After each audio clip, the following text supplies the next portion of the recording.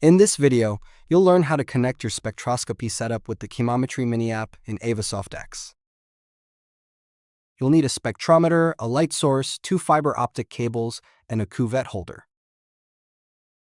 Connect one fiber optic cable from the spectrometer to the cuvette holder.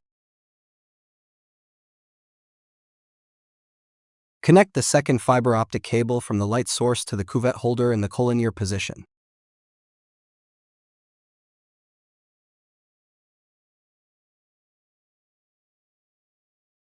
Insert the cuvette with only the solvent or the reference solution into the holder.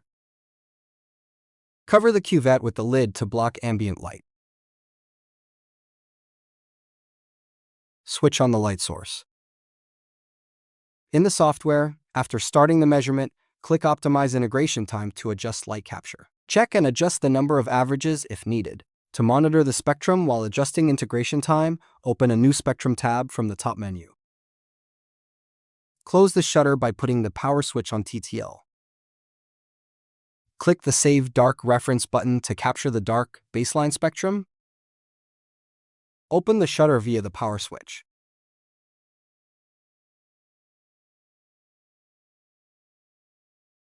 Click Save Reference to capture the reference spectrum.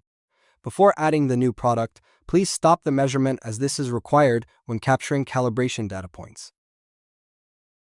Under Product Databases tab, define the name and click Add. Specify the component for which the calibration model will be generated.